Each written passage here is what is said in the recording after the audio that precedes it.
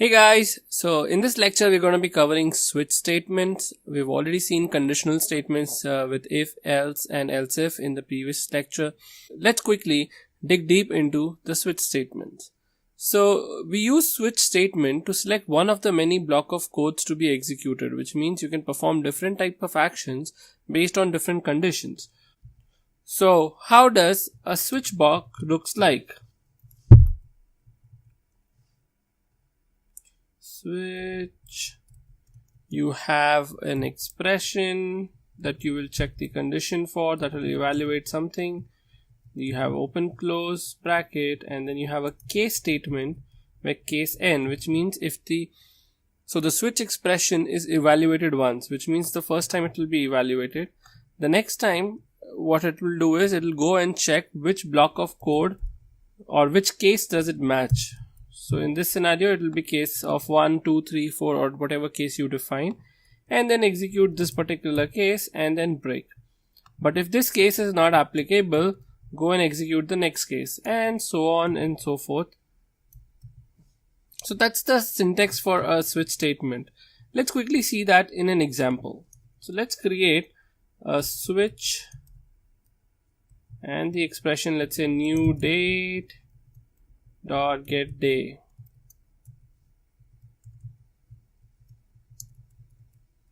Now let's do a case where the day is a 0, which means we already talked about it. If the day is 0, it in the date session, if the day is 0, it means it's a Sunday. So let's create a variable day is equals to something. Let's not initialize it. And when the case is 0, you just say day is equal to Sunday. Now we break the statement, and I will quickly tell you why break is needed. Let me just copy paste it so that we have everything in order. Now let's do Sunday. Let's copy it for Monday,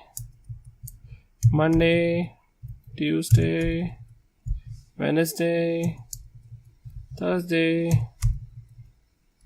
Friday and Saturday. This will be 1, this will be 2, this will be 3, this will be 4, this will be 5 and this will be 6. This will be Monday, this will be Tuesday, Wednesday, this will be Thursday, will be Friday, and then last Saturday. Oops, I misspelled it. Saturday. Now what we can do is let's use the p tag that we have. So document.getElement by id, and let's get the day paragraph that I've already created. Inner HTML updated with day. So we have the p tag id day here, get element by id, and if the new day date is, I forgot to mention a bracket here. So the answer is Thursday. Today is Thursday. Easy, right? Now let's come to the break. Why do we need a break? So let's say I got Thursday out here itself. So case 4 was met, or probably if case 1 or case 0 was met, we don't need to execute the rest of the cases. So the way we tell switch condition is to stop executing the switch condition or stop checking for further cases is by using a break statement. So what you do is you do a case, and if a case is matched, you break it, and switch will not execute any of the following cases. That will avoid some performance hit, which means if you don't need to execute, because you know these cases will not be met, so every time you check a condition, you're spending some time, so your performance will get impacted. And that's the reason we use break, indicating that I'm done with the processing, move on. So that's a purpose of break statement. Now we also have something called as a default. Let's say the same example. If you want to just check if it's a weekend, this is a Saturday or a Sunday. So you have a Saturday, but you don't have anything else. Let me actually copy this, and we can create one more example out of it. So let's say default day default day, and I don't have any of the cases except case this 0, and this is a Sunday, this is a Saturday. I can have a default, which means what happens if it is none of these days. In that case, what you can do is default, you can say day or default day,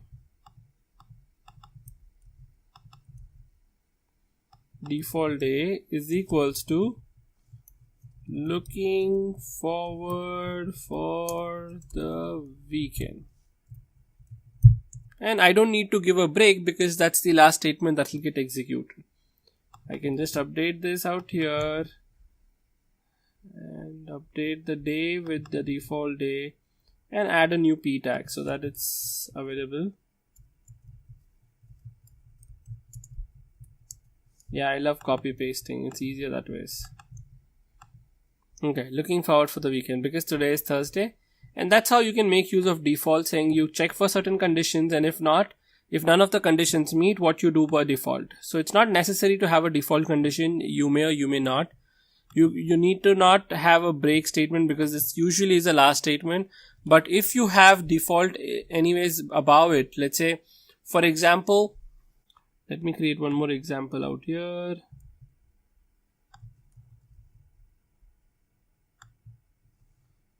Default day 2, for example, and let's do case 1, case 2, case 3, then default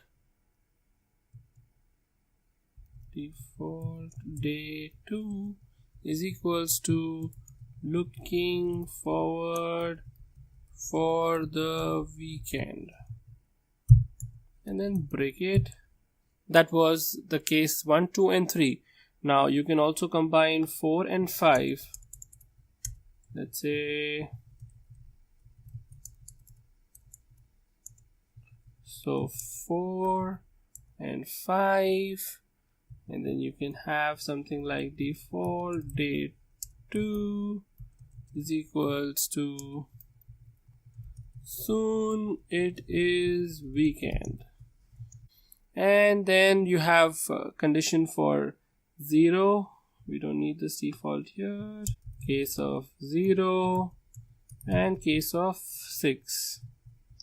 Here we can say default day 2 is equals to it is a weekend. Okay, now let's put this here and let's create another element which is going to display day 2. So again, because it's a Thursday, it will say looking forward, and it's not necessary to have a default, which means if case 1, 2 and 3 are not met, you put in a default of looking forward for the weekend. But if even default will get executed, but if the case 4, 5 and 6 gets executed, it will go down. What this is called a fall through. So sometimes in a switch block you will want different cases to use the same code or fall through to a common default. Now if you have default which is above and which is not the last one, you may still need to give a break statement. So make sure you do the break statement, and whatever is the last case you can avoid giving the break statement. Let's create another example. So let's create an input tag, input, let's say id is equals to my input, type of course is equals to text, and value is equals to, let's say, BMW. This will just give the BMW value. Let's create a button.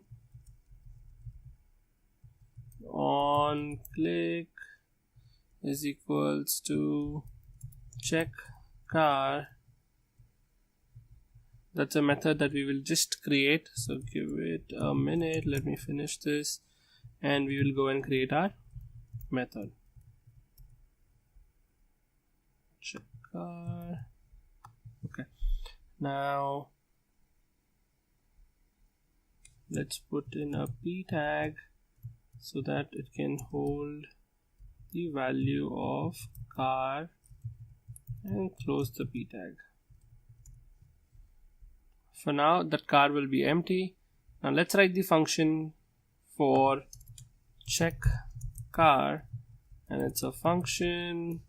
So let's do this and let's put the quotes. Now what we do in this function is we just simply write a text, whatever was inputted to us. So you can say variable text is nothing, then variable selected favorite car, which is favorite car, is equals to document dot get element by id. I'll get the my input, whatever is the value of my input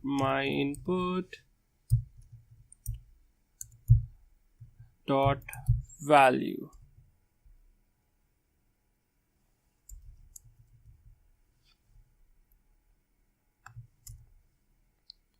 Now I can do a switch statement on this favorite car. So the first case of favorite car, of course, it's the BMW. As you can see, I have already given BMW up there. BMW. In this case, text will become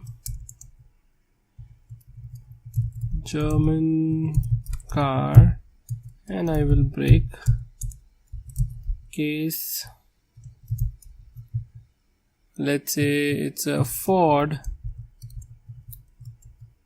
Text is equals to American car, break case, it is equals to Peugeot.